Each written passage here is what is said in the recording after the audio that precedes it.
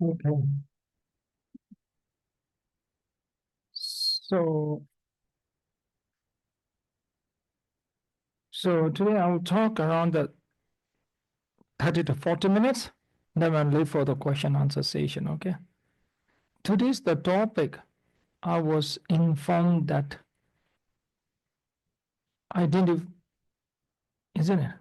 Huh? Identification. Yeah. How do I identify the true self there? I see. Okay. Okay. Identification. Okay. Hmm. Uh, First of all, that I just want to tell you that I didn't prepare today's the topic at all. Normally, wherever I go and the talk, I don't prepare. It's if I prepare, two reasons. If I prepare my talk, it will not comes from my heart. It will comes from Google or Chat GPT. So that's why I don't prepare. Number two reason is that for me, if I go and prepare my talk, it's too much. And right now, as you know, I'm in the state. Every day, so I have to give a lot of the teaching with the different places. So I've reached maybe 26 or 27, 26 or 27 in New York. From there, I've given teaching in New York, then the Boston, then the Texas, LA. Now here in the few days, then I'm going to the Portland for a few days, then again for Dallas, then the Houston, again back to the New York. A lot of the teachings I have to give around. So it consumed a lot of my time for the preparing. So that's why a lot of the time, the most of the time, whenever I have to give the talk or teaching, I don't prepare. And I will just talk the what comes into my heart. So that's the most important thing. So yeah, now the today's topic, the identification, identifying. No? So about the identifying is there are two things that I'm important of this point. Identifying the self. The first thing is it's quite important to identify yourself. Identifying the self is a more like to understanding the self. Understanding the self. Because what the biggest issue in the life, I always tell the people that one of the biggest difficulty in the life is that sometimes that we will we always have the desire for the self to achieve the happiness. So everyone have that desire.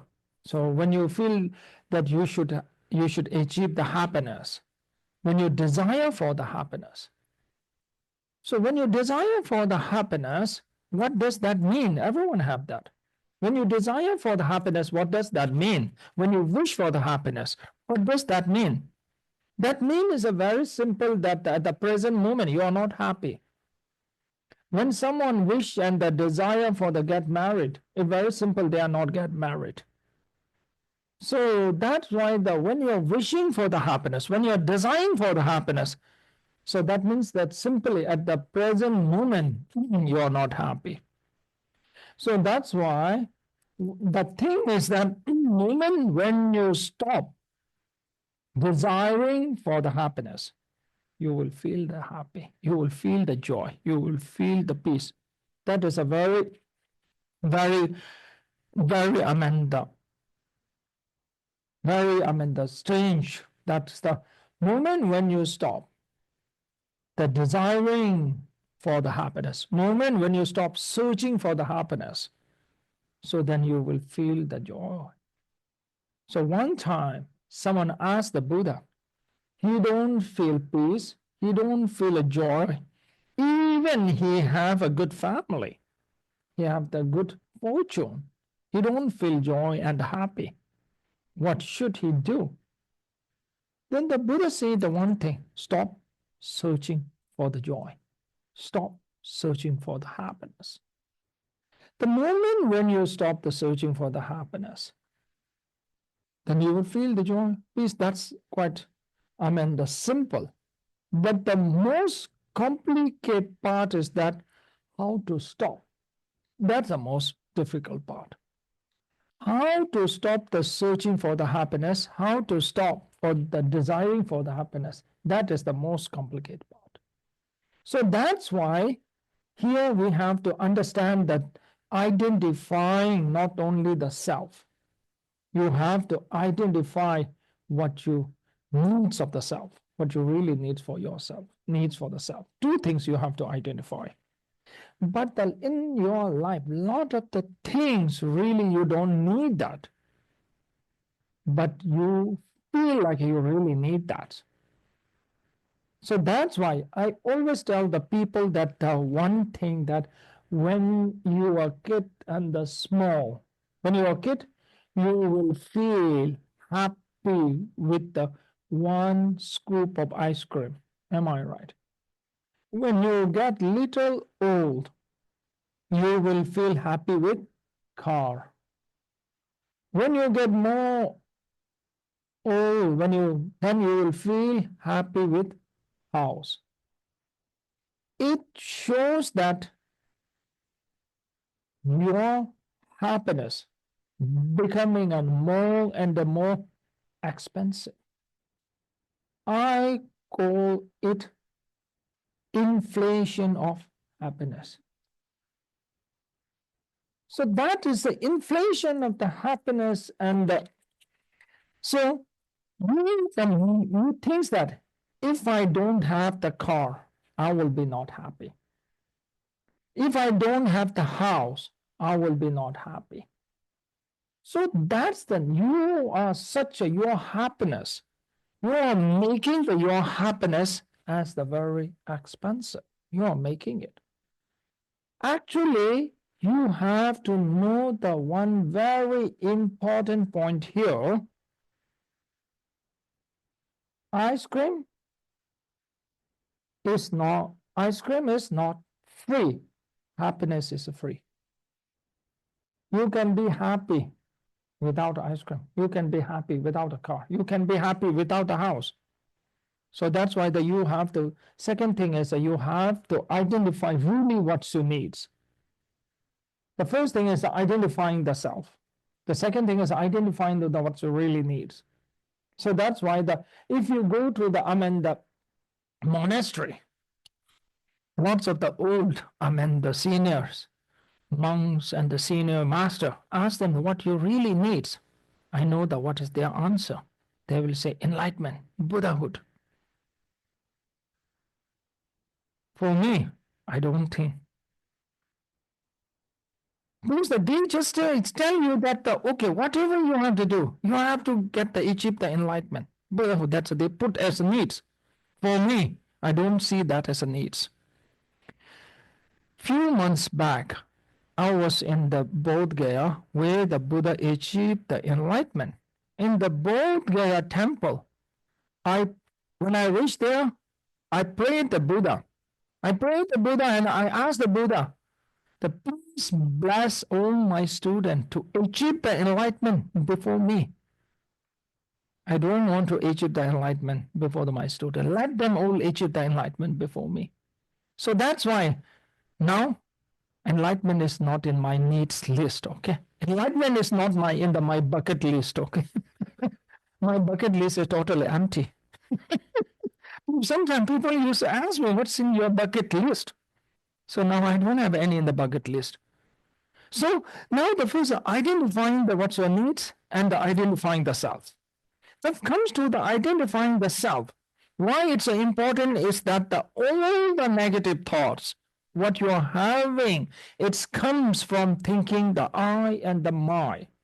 These three, I and the my thought creates all the negative thoughts.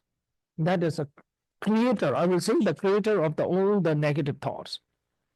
So because why you are too attached to the self, why?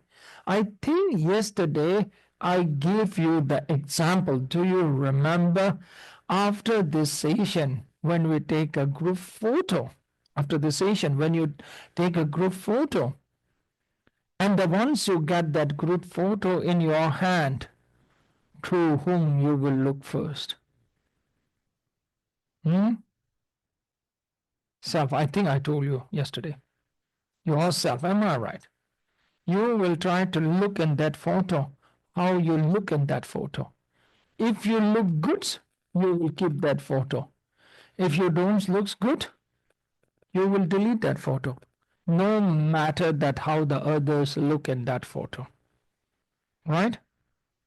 Why this happening? Because of the you are too attached to the self. Too attached. So that's why when you're getting too attached to the self, that attachment, if you not get over the self attachment, no matter that when you practice the compassion, try to love others, that will be the fake compassion, fake love. When you're saying you love someone, actually you are not loving that person. You are because when you are spending the time with someone who makes you feel happier, who makes you feel more comfortable, then you start to develop the love. Actually, that's not a love. That's an attachment. Because that makes you happy. So that's why you are saying that you love. You are getting my point. So this all comes from the self-attachment. When you tell to someone you really love, actually, that is a fake love. Because you are too attached to the self. So normal, I always give the one example to the people. I always give the one example. That example is a real happen in my life. Long time back, one man asked me to pray for his marriage. He told me he's going to marry his fiance. Before that, I just want to say sorry that I just came in wearing my shoes, okay?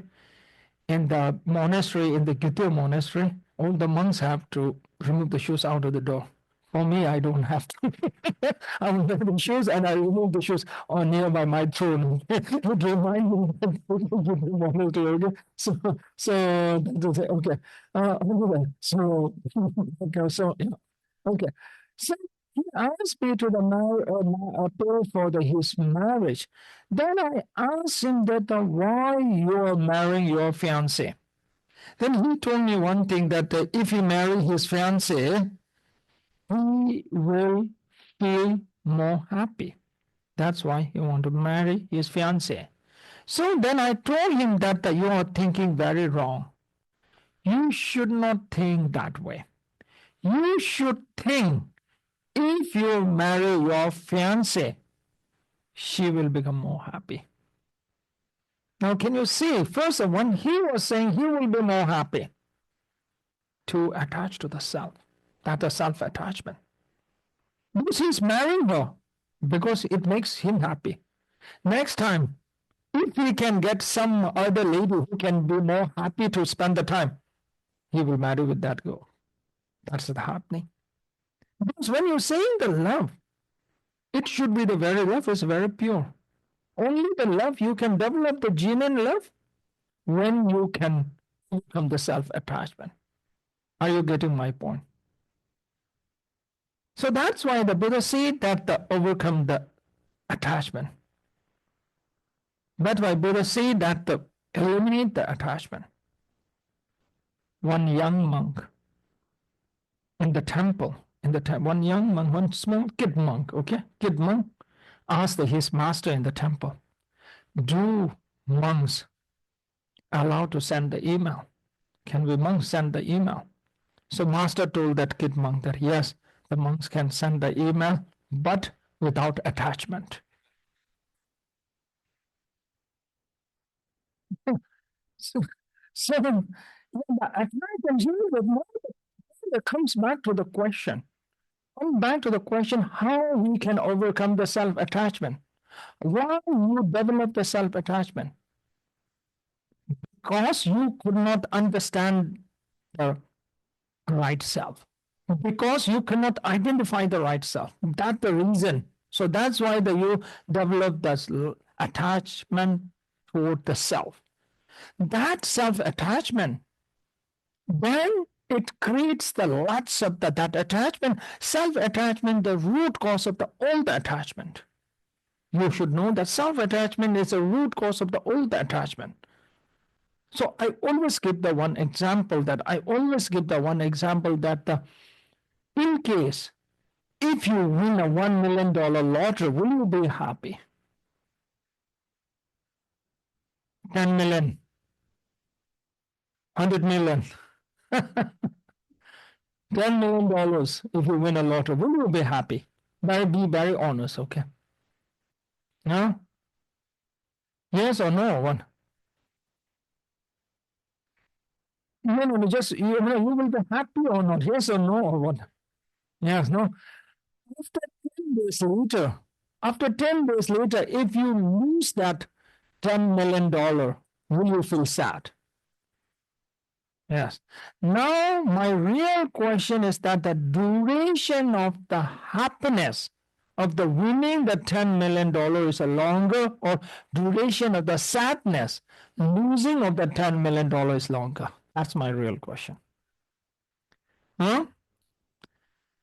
Sadness, am I right? I ask this question, east, west, south, north, all over the world. Answer is same, sadness is longer. If you look from the very logical point of the view, it should be the same. Because you are happy because of the $10 million, winning the $10 million. Am I right? You are sad because of 10 million. Amount is the same, but the duration of sadness is longer.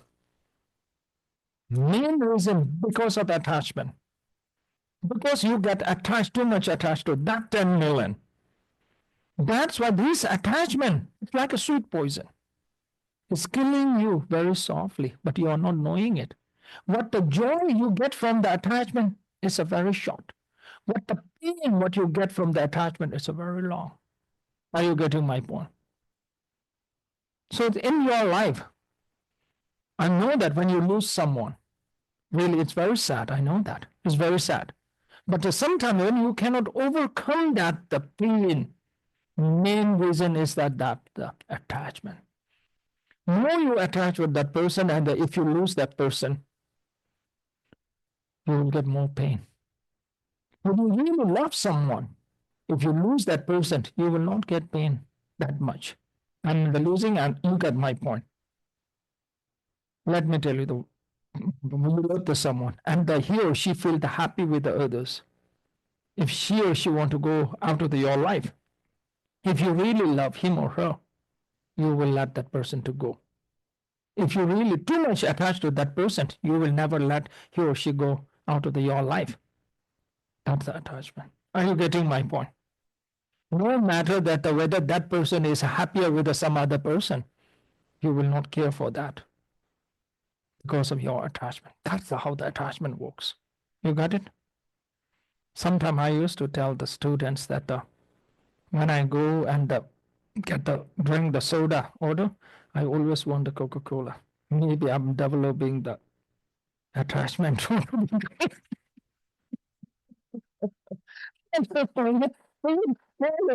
I want the Coca-Cola. Not the Pepsi. But please don't misunderstand. I'm not promoting the Coca-Cola, okay? I'm not a Coca-Cola market agent, okay? Don't misunderstand. This is my sharing. Because I want to be I'm in the open with all the thoughts, okay? So that's the thing, okay? So, yeah. So that is the attachment, and so that's why as I told you, the root cause of the attachment is the self-attachment.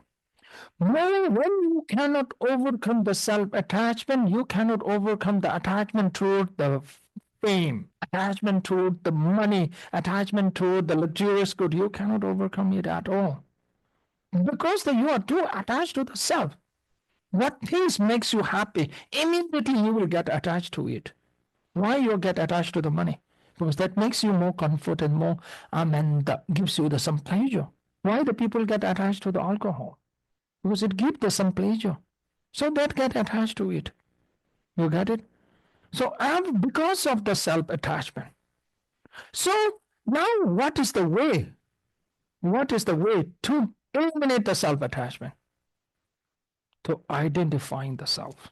Knowing the true self. You got my point. The knowing the yourself. So now the one question comes, what is the true self? What is the true nature of the self?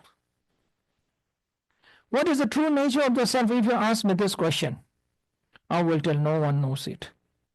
Until now, no one knows the true self nature. Are you getting my point? No one knows it. Why?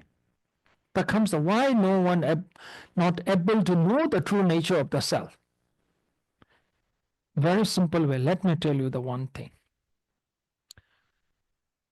You are sleeping, okay? Just give the example. I'm just giving the example, okay? You are sleeping and you have the dream. You have the dream that you are climbing the Mount Everest, okay? Mount Everest, you know, Mount Everest in Nepal, no? Mount Everest, you have the very dream and you climb the Mount Everest and you spend there the several hours and had a very nice view of the Everest and you had a very wonderful dream several hours, okay? Next day, when you wake up and you tell your family that you had a very nice dream that you're going to trekking in the Mount Everest and you tells that, okay? Tells that. But the morning, when your wives or the husbands or tells you that where were you last night? We cannot find you. We are searching you. Even your children tells you that we cannot find you. Last night, whole day of searching for you in your room. If they tells you what happened, you will feel that you really went to the Mount Everest or not. You will doubt yourself. Am I right? You will get doubt. Are you getting my point? Why you are getting the doubt? Why? Because up till now, what you're understanding is a very superficial. When you're saying that you can see the table, if I ask you, are you sure you need a third person to prove there is a table? It means that you're not 100% sure. Are you getting my point? Very superficial. Your understanding is very superficial. Because of that, when you're saying that you see the table, if I ask you, are you sure? Well, you will say sure. But all of the rest of the people say that they cannot see the table. Then you will get confused. Am I right? You are getting confused because you are not sure. You feel like you are saying it, but you need the third person to confirm that what you are saying is right. Are you getting my point? Yeah? So that's why when you talk about the self and the I, you get my point? So self and the I, when you talk about it, it is not truly existent at all. The self is not existed. I is not existed in you at all, truly existed. It is not independently existed at all. It is just like a mentally imputed. That. Are you getting my point? Let me prove it. How is it mentally imputed? When you have the taco, isn't it? You know the taco. I had a very nice taco, okay, for dinner. Taco, okay.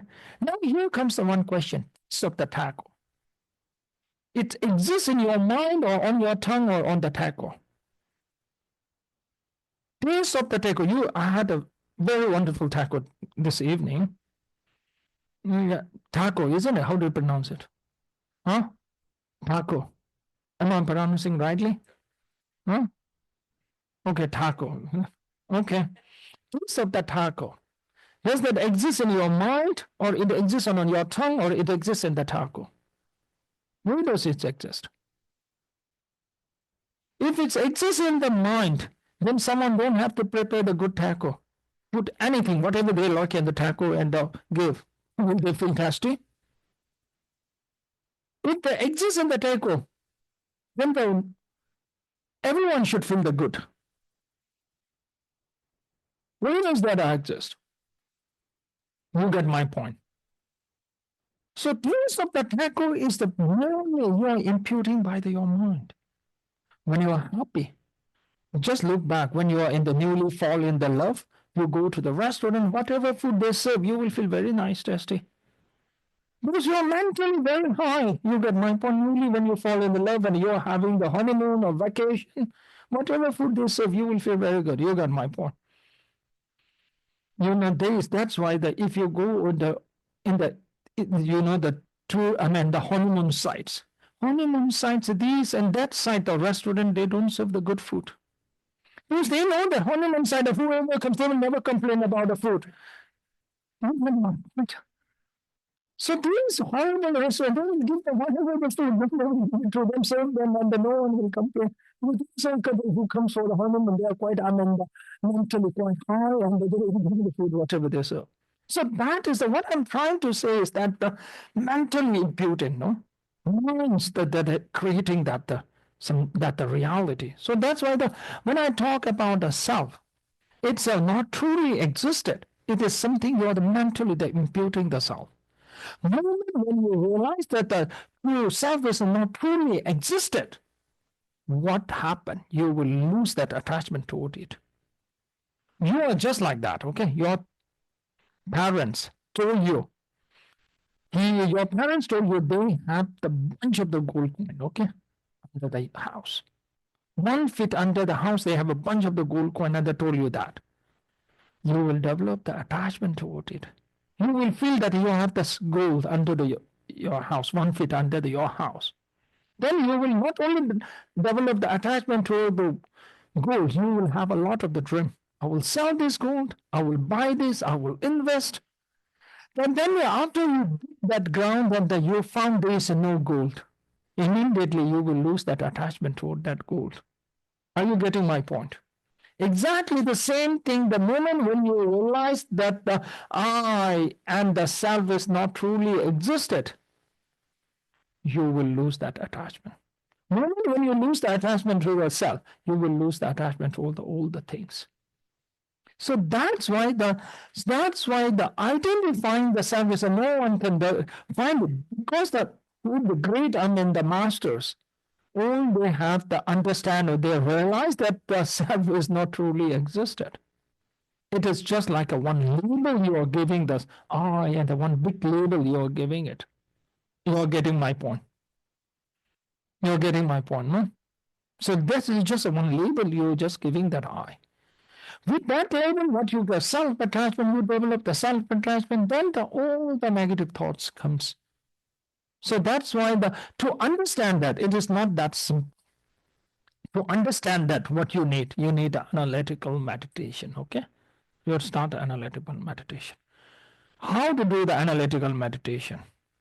You got it? How to do the analytical meditation? This question is a very simple. Answer is a very complicated. This is the answer because when you ask me how to do the analytical meditation to understand or realize there is no truly self inside you. So that's why I always tell the one thing, the people who realize the emptiness, who realize that things are not truly existed, they will have one problem. They could not enjoy any good foods. There's another place is not truly existed. How can they enjoy the good food? So that's why now back to the point. Now what kind of analytical meditation have to do to understand that the self is not truly exist? This is you really need this is quite complicated. They are the 4 steps of the meditation. 4 steps, okay? First step, it is the 4 steps, and I'm not so sure whether I can cover up the 4 step. Maybe if you are more interested later, you can join my Zoom class. Okay, now we are going to open the 2025, the new Zoom class. Every year I'm opening the Zoom classes, okay? Once a week and 1 hour once a week, okay? Zoom link maybe later I will get it to you, okay? Zoom link you have to register it, okay? So what will I do is that, okay? So maybe Zoom link, I will send Patty, I will send it, ask Sandy, okay? Send it the Zoom link, okay? So you can get from the Patty. The first thing is the search for the self, searching for the self. Normally, Vipassana meditation, they scan the body and search the feelings, they do it. Here, what you have to do is the search for the self. Search for the self, when I say the I, where does the I exist? Where does the I exist? Are you getting my point? Normally, people, when they say I, they point toward the chest, no? They do that. But the very interesting thing is that where is the east direction? I'm talking about the east direction?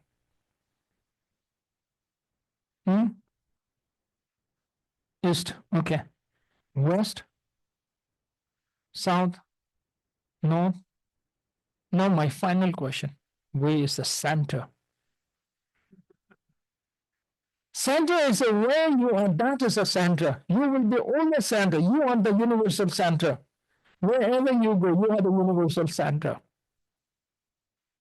That is that strong. When you're thinking the you always feel that you are the center. So that's why do you know the China in the Chinese they call the China as a Dongguo. Dongguo means the center nation. The center. So that's why the universe, you are the universal center. So when you're saying the universe center, will you put the pointed toward your chest? So you feel like I exist in your chest. Do you really exist in the center of your body?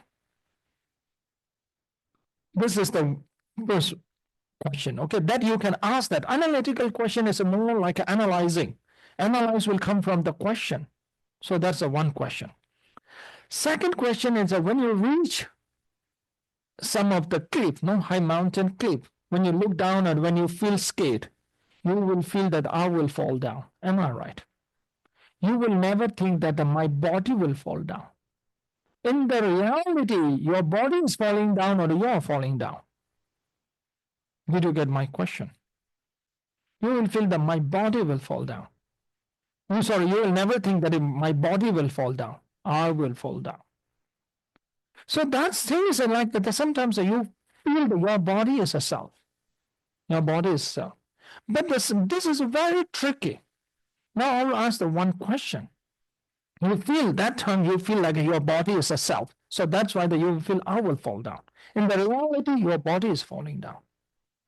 Sometimes, like an example, if you can change your body and the Buddha's the body, in case if you can change your body and the Buddha's body, will you change? You get my point? Yes, okay. In case if you can change your body with someone much younger, okay, will you change or not? If you can, you're getting my point. Yes or no? So here you will see that the very interesting thing that now the self is becoming like an owner. Body is like your asset. If you can change, you want to change it. In case if you can change your mind, so the Buddha's mind, will you change? That means that also mind becomes your own asset. If you can, you want to change it. So self is how you live is so complicated. Sometimes self is not the body, not your mind. Self, okay? If you can change your mind is the Buddha's mind, you are ready to change it. If you can change your body with someone else's body, if you can, you are ready to change. That means that you are separating the self other than it is separating from the body and the mind. So here comes the one question again. Now what is a self? It is not a body. It's not a mind. What is a self?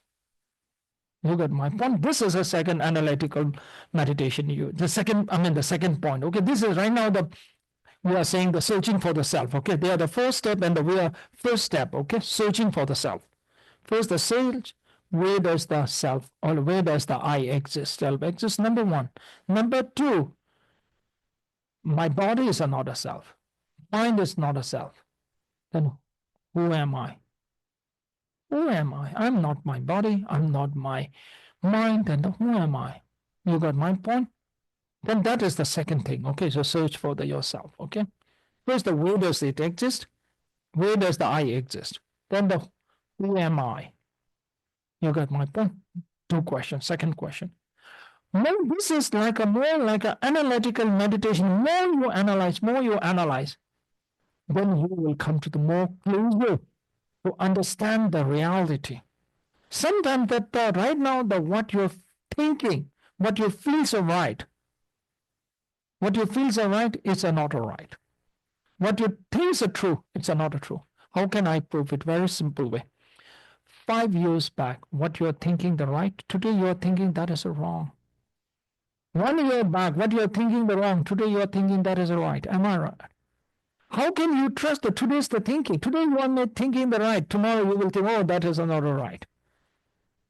Am I right? So that's why how can you be so sure that today what you believe is the right thing? You get it? Only you can have a right and right you can believe. Only the you can develop the right belief or the right thinking when you understand the reality very properly. To understand the reality, what you have to do, most important thing is an analytical meditation. Analysis is a very important to understand the reality. Are you getting my point? So analytical meditation starts from the questions. So that's why the two questions when you start with the where does the I exist and the who am I? To understand who am I? My body is me, or my mind is me, or the who am I? You got it? That's the true thing that you have to start with, okay? Then you can only go to identify the self. Then you can identify the self. So that's why as I mentioned before, after doing this analytical meditation, where you have to reach is that you have to reach such a state that to know the self is not truly exists in you. Meaning when you realize that self is not truly existed, it is just like a one label you are giving, then you will lose the attachment. Even you feel like you understand the self is not existed, still you developing the self attachment. You have not understand it at all. There is a one person after the listening, the master's, the teaching, when he told the self is not truly exists, everything. After the teaching, that student came to the master and they told the master, after the listening that you are teaching, I fully understand and I realize there is no I.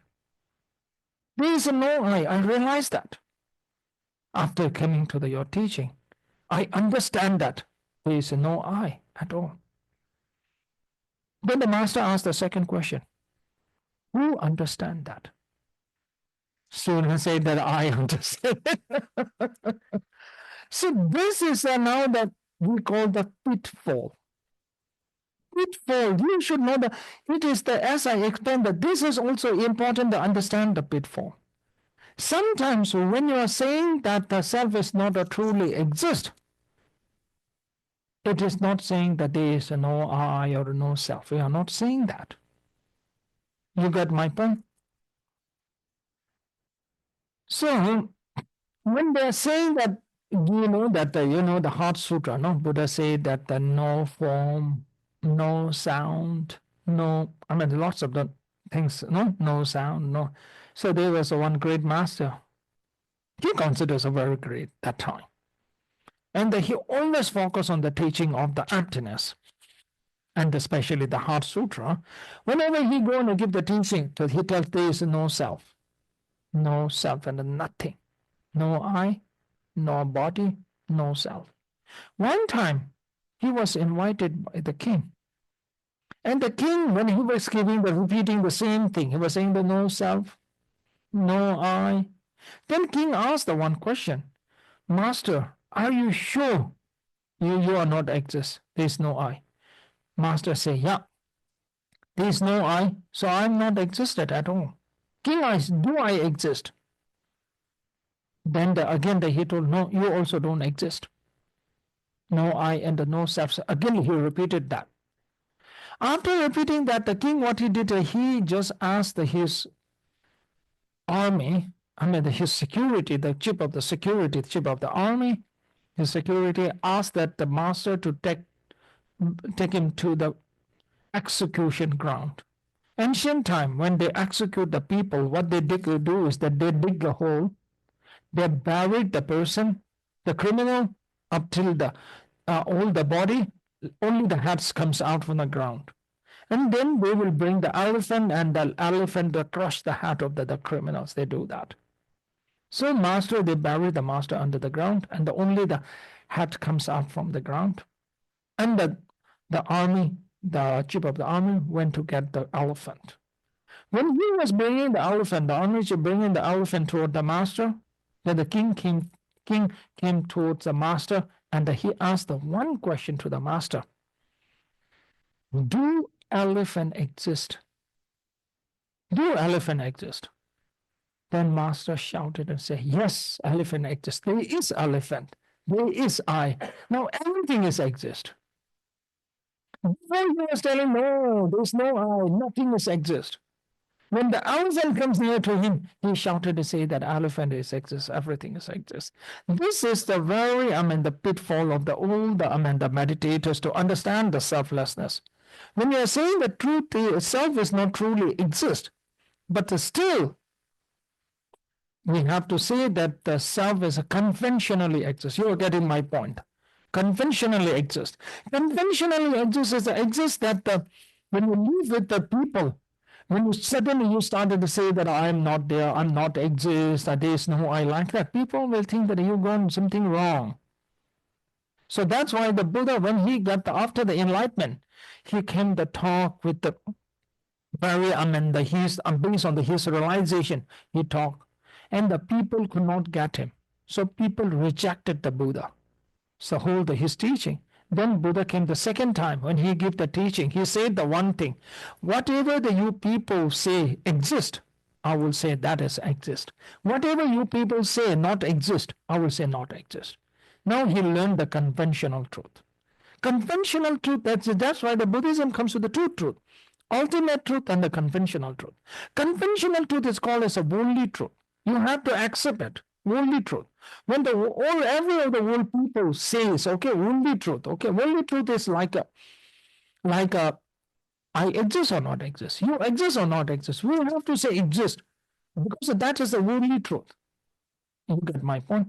That is a conventional truth. So that's why to understand the selflessness, it's very important to understand that the conventional label, I exist. Ultimate label, final label, the I is not exist at all. You're getting my point. When you have that, then you will be having the true personality. You will have a true personality inside you. You got my point. So there's a very interesting the research that the people who can speak the 2 or 3 different language, they will build a different personality. You got when you speak in the different language, the whole the thinking process will get changed. Today's teaching, if I give in the Tibetan language or the Indian language or the Nepali language, totally the topic will be different. The topic might be the same, way I teach will be totally different. Because the language and my thought process will change, everything will get changed. So that's why exactly when you achieve the enlightenment, you will have a different personality. So that's why when you realize there is no self inside you, and still you have to say, yeah, I exist for the worldly people. It is like a building up the 2 personalities inside you. You get my point? When you're having the true personality, you can switch over the different personality. You can switch over it. You get my point? So that's why the Buddha, are you getting my point? Wow, really very intelligent. Sorry? Different path. Different personality.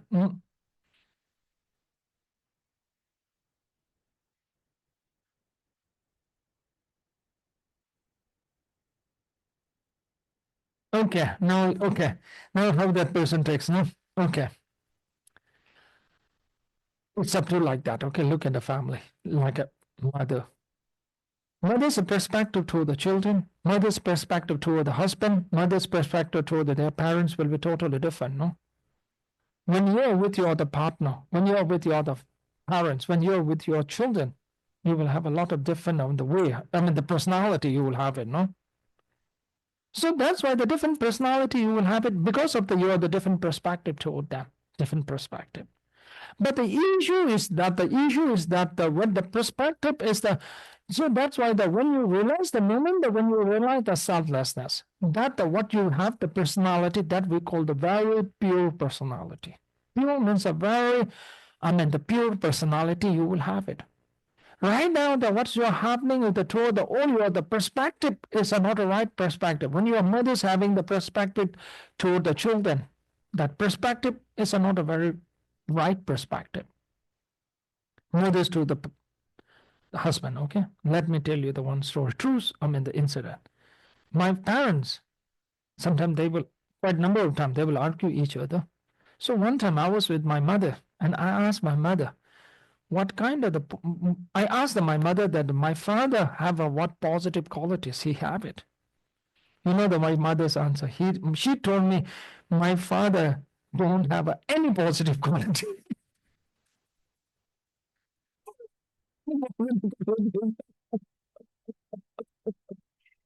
Perspective, no?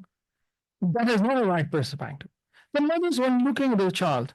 I know the mother's love is to and the mother's for the child, everything looked very perfect. Even he do the small wrong things, no? It will give the excuse, oh, that can happen, no? Not the right perspective. Parents told you the perspective. It's a not. Many of the child feels that their parent is the best parent. Some child feels that their parent is the worst parent. Worst parent they're having it. In the reality, they are not the worst. In the reality, they are not the best in the world. But your perspective is not right. So when the perspective is not right, how you can develop the right thought towards them? Impossible. Because your perspective, the wrong perspective, always bring the wrong thought. When you're having the wrong thought, you will bring the wrong action. Wrong action, wrong consequences. Everything is related. Wrong action, wrong consequences. Because the wrong thoughts comes because of having the wrong thought about them. Wrong thoughts come because you're having the wrong perspective. So that's why when you realize the selflessness, you will have the two personality and the two perspective. One perspective will go very pure, and the right perspective you will have it. You get it. You get it. So that's why it said that in the Lamrim, especially the Lamrim, the commentary called the Liberation of the Palm. That is what I teach in the Zoom class. The wonderful book. It said that the person, when they realize that the truly self is not existed, for the intelligent people, they will feel the immense of the joy. For the people not very intelligent, they will feel the very scared. They will think like when you lose the someone very close to you, you will get upset. When you realize that you lose the yourself, you will feel very scared. No? For some intelligent person, it will feel very joy. When you lose the yourself, that's time you will lose also the self-attachment. Even when you lose the self-attachment, you will feel the pure joy. And the pure peace will come in the mind. You get it? Like when you're having the deep sleep, how do you feel? Quite relaxing. The moment that you lose the self-attachment and the ego when you're at the state of deep sleep, no? So it is something like that, okay? So maybe I'll leave for the now. Okay, so this is something, the first stage of the searching the self, you get the analytical meditation. And the second or third, they are the fourth analytical meditation to understand that the selflessness. So the later that, if you're more interested, you can join for the Zoom class, okay? Every week we'll have a 1 hour Zoom class. And 2025, I'm opening up the new Zoom class, okay? So Zoom class, and you will get that you have to do the registered for the class, and you will get the QR code from the Patty. Okay, you will get it from her. Okay, now only for the question answer session. If you have any questions, okay. Yeah. Okay. So Rinpoche, you talked about attachment to like loved ones and how that can be very strong. But how do we know the difference between attachment to the concept of no self and the certainty of no self? Sorry? How do we know the difference between attachment to no self, I, versus the certainty that there is no self and no I? Sorry, the part I didn't get it. Understanding? Difference between attachment and certainty to The something. difference between the attachment and Certainty. Knowledge, knowing for sure, okay. not having doubt. Okay. Difference between the attachment and the difference between the certainty. Am I right? Yeah. Knowledge. Okay. Certainty or the knowledge and the attachment have the big difference. Okay, very big difference. What the difference is that they always have to look the attachment. When you having the attachment, always you will think that the attachment, when you're having the attachment toward the self or attachment toward the whatever the things or whatever, when you're having that attachment, always you will keep that as a priority. That will be the priority. Like as I told before, when you're having the attachment towards the tea, you must have the tea. Without tea, you cannot live. Normally in the morning, sometimes I used to drink coffee, sometimes I used to drink the tea. I have no preference. One morning, I asked the Lama, my student, to bring me a coffee, but he brought me the tea. Then I had that tea. When I was drinking that tea, the tea is very horrible. Actually, tea is not horrible because my attachment morning toward the coffee made that the tea so horrible. So when you are attached to someone, what the attachment do is that you must have that. Without that, you cannot feel any peace and the joy. That is the function of the attachment. The knowledge and the uncertainty will come that when you understand the reality of the things very properly, that is the knowledge. No, attachment will be it will like a sticker. No, you will get stick with it. So that's the attachment. Thank you. I'm wondering the method to understand the no self better, and does it help? I know in the United States, we believe that it's helpful. And even I think it goes back to ancient Greece, know thyself. They're talking about the conventional self, right? Is it helpful when we do the analytical meditation to analyze the self that we aren't, right? The conventional self, does that help? It's helpful what? In order to understand or get to the no self, does it help to understand the conventional self? Okay. Yeah. So now things like that. We make the mistake is that we're making the mistake is that we are having we call that self-cherishing attitude, or we can call that self-grasping. Okay, self-cherishing. When you are thinking the self-grasping, also this is now we go a little bit deeper label. Okay, deeper label is that we have to understand that there are the two kinds of the self. One we call that the convention label the self, and one is a self we can call that the self is a very like an independent self. Okay, independent self. They are the two kind of the self.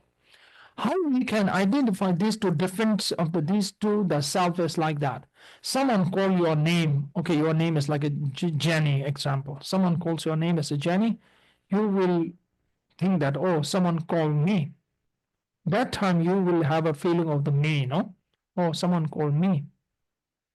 Now the someone tells you, Jenny, you are a liar. Then you will think that I didn't tell the lie and he or she called me a liar. You will hold the self as a very strongly. Knowing that they hold a very strong self, that the self, then you will develop the anger. So when you look at when you look into yourself, see that how you grasp the self. There's a two way of the grasping the self. One is a very conventional level grasping the self.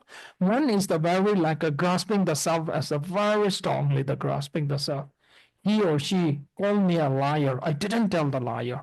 That moment you hold the I or self is a very truly like an existed self inside of you. Very independent self. So these two selves, okay. So these two self is there, and what we are saying is that there is no such a independent self inside you. When you realize there is no such an independent self in you, the self is not a truly exists in you. So that moment then you will lose all the attachment toward the self. So when you're asking whether the understanding the convention level of the self will help to understand the self, to understand the better understanding for the selflessness, yeah, that can help. Yeah, okay. Thank you. We have an online question from Ellen Wolf. Ellen, if you want to unmute? Hi, So, Rinpoche. Thank you very much for your teachings the last couple of days. My question is, if I want to take virtuous actions to benefit beings, but yet I know that my understanding of my identity is imperfect, does that mean I shouldn't take the actions because I won't do them very well? Or how do I benefit beings while I'm on the path to a better understanding of my true identity?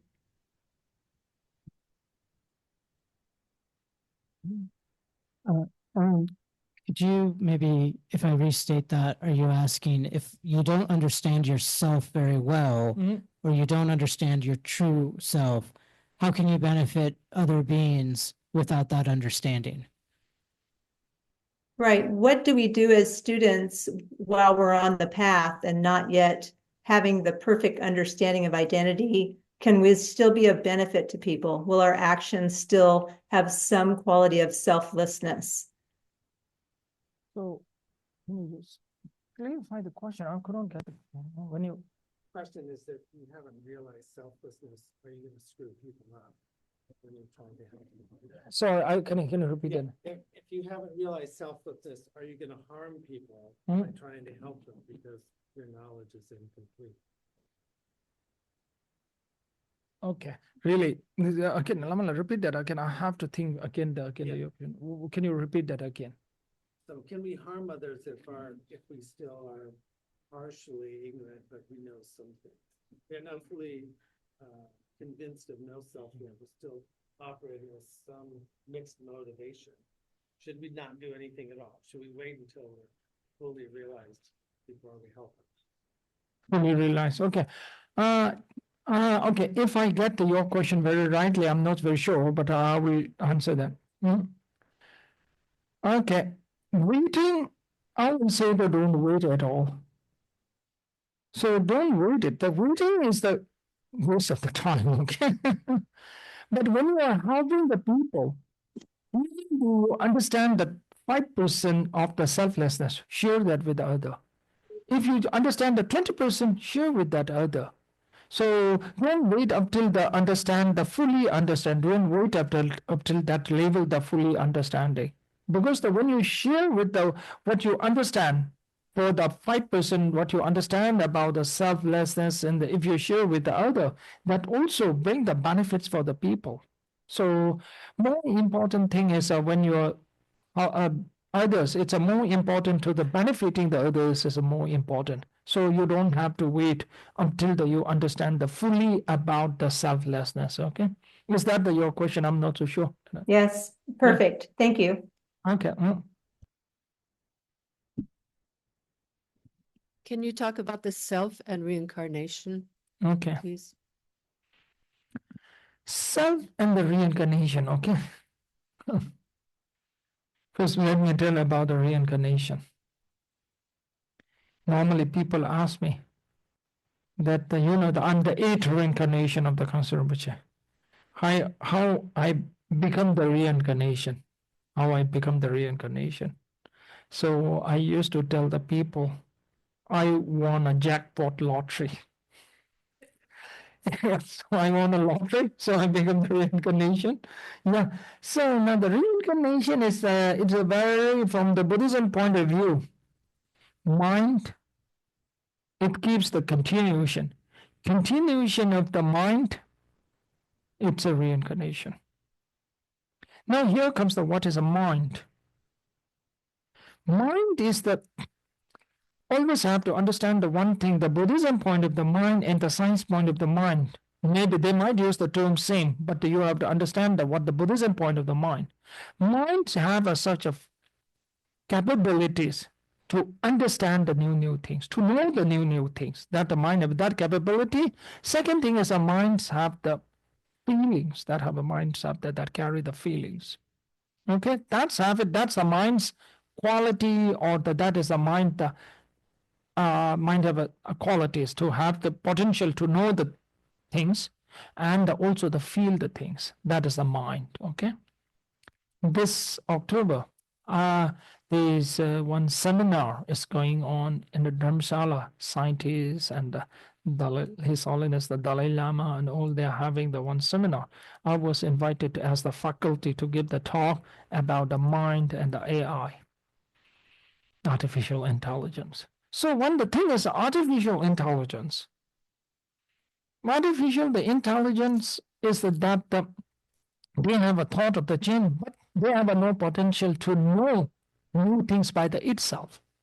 All it depends on the old what you put the information. From that information, they will start to think based on that information.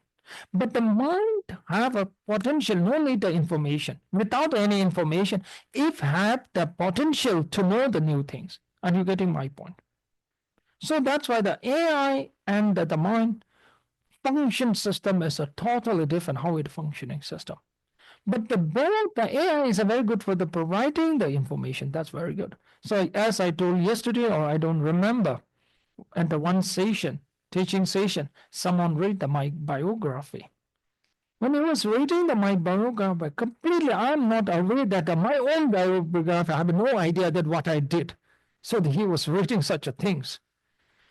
So my biography. Then later on I asked him, where did you get that biography? My biography, even I don't have no idea about it. Even I don't know about it. So he told me that he got that my biography from ChatGPT. So that is the AI. I know how it works. It will provide such a information that that person who has no idea of himself. Okay, so that's a thing. That's a mind. Okay, so now the mind is like that. Now reincarnation is a very simple. That if the continuation of the mind is a reincarnation. So when the person die, when you take the rebirth, what happens? When the person dies, the body and the mind will get separate, and the mind will find its own way. That is a reincarnation.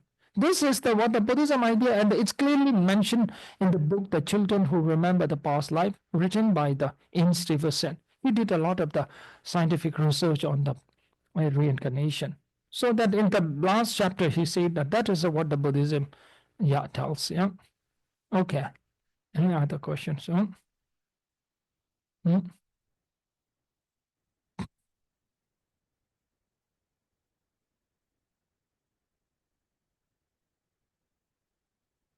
Can you hear me?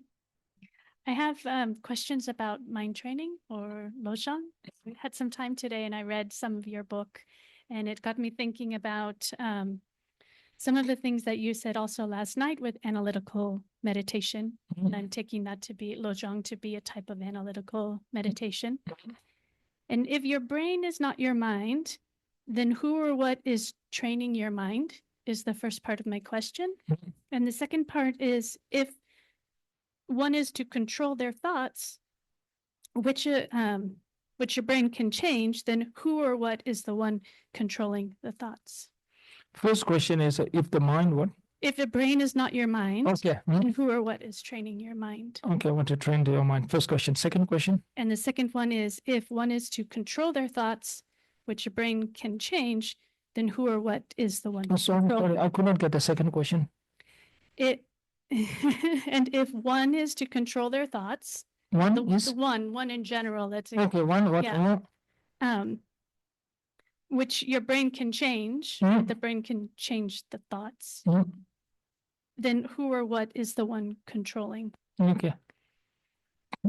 Okay. Now the answer to the brain and the mind. No, this is the brain and the mind. Is the Buddhism perspective. What we are saying is that the mind can affect the brain. Mind affect the brain. Brain. When you change the mind, you can change the brain. So when you change the brain, whether can you change the mind? That is the one big question. When you change the mind, you can change the brain. So, yeah, so let me tell you the think that before you go to the bed, if you think that tomorrow morning 5 a.m. you have to wake up, and do you have experience that at the morning 5 a.m. you will just wake up without alarm? Do you have that experience? Hmm? Yeah or no? Well, lots of people used to that experience, no? So how, every day without alarm? Yeah, you do that, okay. How do we know it's a 5 a.m.? Brain tells you that is a 5 a.m. Brains wake you up. How? Because the mind, you think that night, I have to wake up at a 5 a.m. We are thinking that thought can affect the brain. So that's why even when you change with the thinking, when you change, you meditate or that, also that you can change your brain. So that's why let me tell you the one story. There is one company who used to do the brain transplant, not a heart transplant, okay, brain transplant. And when they're doing the brain transplant, and the one person went to that company, they have the showroom of all the different brains, okay? And they told me, okay, they show the one of the like a Einstein brain. And he asked that how much it costs, the Einstein brain. It costs only $10. $10. Then he went on, that person went on the company, the brain showroom, and he saw the one of the movie actors, the brain. And he asked that how much it cost. How much it cost? It costs only $1,000. Einstein, $10. Movies actor, the brain, $1,000. Then he went to see the one brain, and they told that is a politician's, politician's the brain. So then he asked how much it cost. It called the $10,000. He was so surprised and asked that why the Einstein brain was so cheap, only $10. Movie actor, $1,000. The politician brain, $10,000. Why? Then the company, the sales agent, the manager told him that the Einstein brain is very cheap because it's used a lot. The politician brain is very expensive if I never used at all the brain. So then when you say the mind, no? So when you're saying the mind and brain system, most important thing is you have to understand the Buddhism point of view. Mind can affect the brain. So that's why do you know that there are a lot of the researches going on when the person died. The brain function is completely get stopped, no? Brain function stop, and the heart will stop functioning, the stop. And that state, still we call that state meditation. They are doing a lot of the research on that. So that state meditation is a brain functioning, but still the person have carried some of the heat in the body. Body will not decay. That is happening. So they're the one thing. So that's why the Buddhism, what we are saying is that even the brain function stop, still the mind can function it. Yeah, go on, yeah.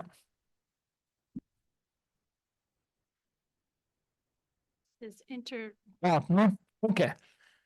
Mind is a very vast. Thought is one part of the mind. Thought is one part of the mind. Emotion is a part of the mind. Feeling is a part of the mind.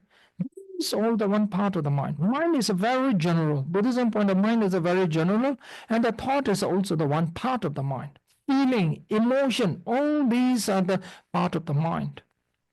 So mind is a very general. So now when we go to the mind, and when you are meditating and when you are visualizing something, also you're doing by the mind. That is doing by the mind. You got my point. So that's why when you talks about the mind and when you think something, definitely something will happen to the brain. Definitely it will happen. Something will brain. Okay, things like that. Thought will come that can impact the brain and produce some of the chemicals or neuron in the brain. That is how the Buddhism says.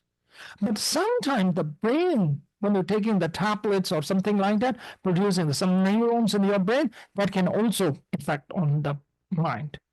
Brain and the mind is very dependent. If mind can affect the brain can affect the mind. That is very possible is that.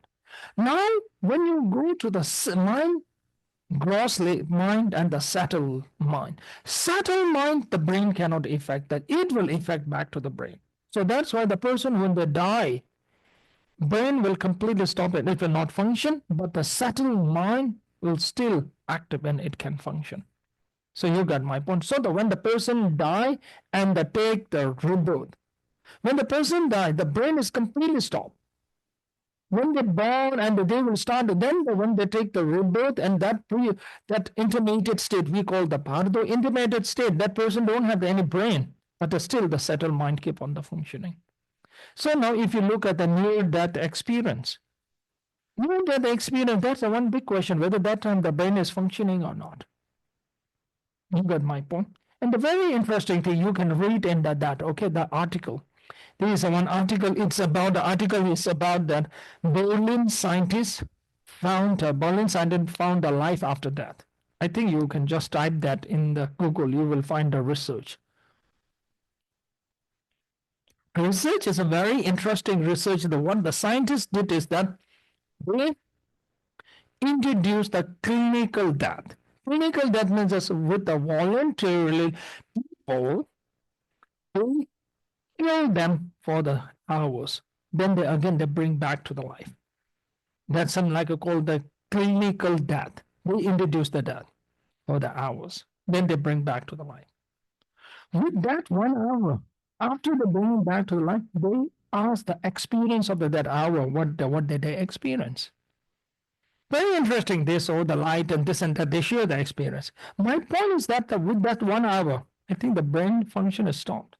But still, there's sometimes thoughts are still there. The mind is still the function. You read that article, okay? There's some other articles there.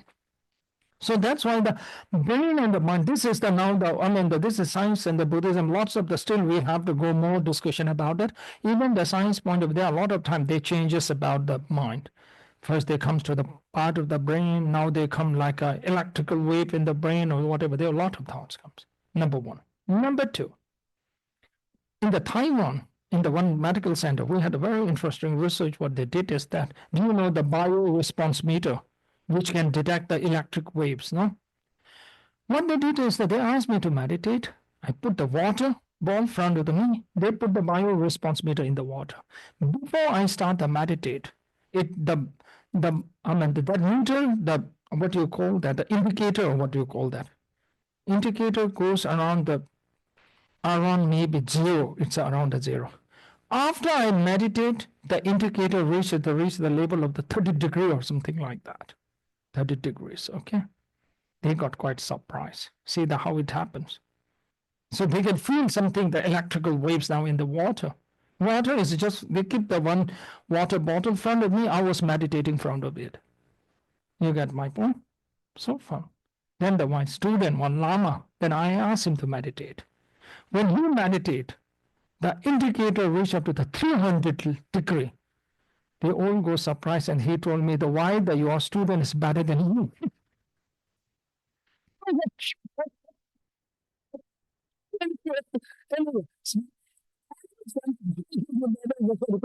How the mind can affect also in the water. If the brain and the mind is same, I don't think brain can affect the water at all. There's no possible. Of the mind, the essence of the mind that lives on after the brain is dead and after the body is dead, that is not, it's not exactly the same as the mind was when it was unified with the body and brain. It's different. It's a kind of a different mind, correct or no? Okay, can you repeat that once again? When you say the person died? Yeah, if somebody dies, is their mind, I know their mind is still living and their body is dead and the brain is dead, the heart is dead. Is that mind very different than it was when that person was alive? Okay. Okay. I will not see the different mind transformed. Mind transformed is the mind that changes. When you are dying, the mind will get the transform and the mind will become the more and more subtle. Because like the same thing that when you are having a dream, your mind will get changed. Right now, And let me ask you the one question right now. If you see the dog flying in the sky, 100 of the question will come in your mind. How can the dog fly? When you're in the state of the dream, if you see the dog flying, yourself as a flying, will you ask the question? I think that when you're having the dream of the flying in the sky, did you ask yourself that, how can I fly? Never. Definitely, you will accept it because the mind is not a different. The mind got the transform.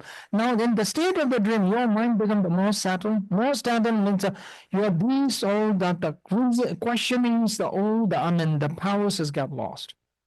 So you will never ask in the dream state, how can I fly? In the day and when you are awake and if you fly, then definitely you will ask yourself lots of the question. So that same thing, when the person is dying, it will lose a lot of the reasoning powers and the questioning powers, and mind will become the more and more settled and the settled. That just happens that. So that's the thing. Yeah, okay. No other questions. Okay.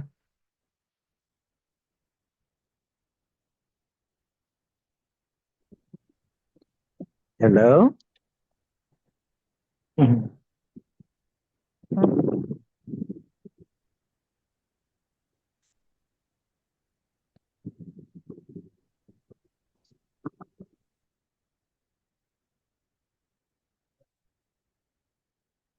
Can you repeat the earlier?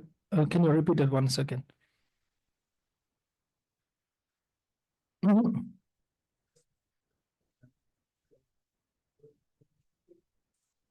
The purpose and hope sometimes. Mhm. Okay. Things are mentally, what I'm saying is everything is mentally imputed. And normally I will see that whether it will, after that, when you realize or when you understand that things are mentally imputed, will it makes the lose the hopes or will it make the lose the purpose of the life? I don't think so. Things are mentally imputed. When you realize that the things are mentally imputed, what happens is that you will become the more intelligent. More you become the intelligent, you will find the better purpose of your life. Right now, what's your purpose of your life? 90% of your purpose of life goes like that. You are born, pay those old bills, then die. That is what you're living. 90% of people living like that. Just paying all those bills. What is the purpose of your life? Paying the bills, am I right? You're working, you're doing things. While you're studying, when you do the job, for what? To pay the bills. When you die, more than that, your right purpose is more than that. More than that. So that's why I introduce in my book that your purpose of your life is to live happily. Live strong and then live happily. Every moment, live very joyfully. That is a second purpose. Now we are the one of the higher purpose. Higher purpose is to get rid of eliminate all of your negative thoughts. When you succeed to eliminate all your negative thoughts, you will remain in the peace all the time. Normally, people always say when you die, they will write a rest in the peace, but they will never tell you to live in the peace. You have to live in the peace, not rest in the peace, okay? So they are not teaching how to live in the peace. Okay? Living in the peace is more important than the resting in the peace, okay? To living in the peace all the time, that is a very important. Understand, you have to be the very intelligent. To become the intelligent, you have to understand the reality and the fact, the truth. The truth is that the things how we exist, it's not from the truly exists, and everything is imputed by the mind. When you realize that, your perspective to the thing will get very changed. When you think the perspective will change, all the world will be changed. Yeah, okay. Shall we take one more question? Okay. We've got an online question from Haruo. I believe that I don't know how to say your name correctly. Go ahead and unmute Haruo. Haruo, I'm so sorry about your name. Okay. So I wrote it down. Let's see. In a deity yoga session, what is happening to one's self-cherishing and self-grasping? Is it being suspended so as to identify with a deity? And what is going on with divine pride? Is there a possibility that one may develop an ego-based pride by imagining that one is that deity and has acquired virtuous qualities of the deity, such as compassion and wisdom? Hmm. Okay. It's asking about the self-grasping and see that the deity yoga and the, am I right? Deity yoga, they're talking about the grasping the self as a deity. Am I right? How does deity yoga really work to eliminate self-grasping? And is there a danger it could enhance self-grasping? Okay. Deity yoga, that's why it's a very important to understand the selflessness before you start with the deity yoga. When you're deity yoga, it said that the visualizing the self as a deity, visualizing the self as the Manjushri Buddha, visualizing the self as the Buddha. Before, when you visualize yourself as the Buddha, it's important to understand there's a two selves. No, one I call it the convention labeled self, and the one is the self, the independent self. To understand there is a no independent self, that you have to understand. And the convention label, you are thinking that yourself as the Buddha. Purpose of the yourself thinking as the Buddha is that yourself as a Buddha and the whole the sentient being as the Buddha. So that is the main purpose of the deity yoga. Before that, when you're saying the Buddha, still you have to know the Buddha itself is mentally imputed. Self is also mentally imputed. When you're saying that the thing is amanda, means that is also the mentally imputed. Like when you look at the things like a tasty and the untasty, this is all things that you're mentally the imputed. Yeah, that's the important. Okay, now we'll have one last question. Okay.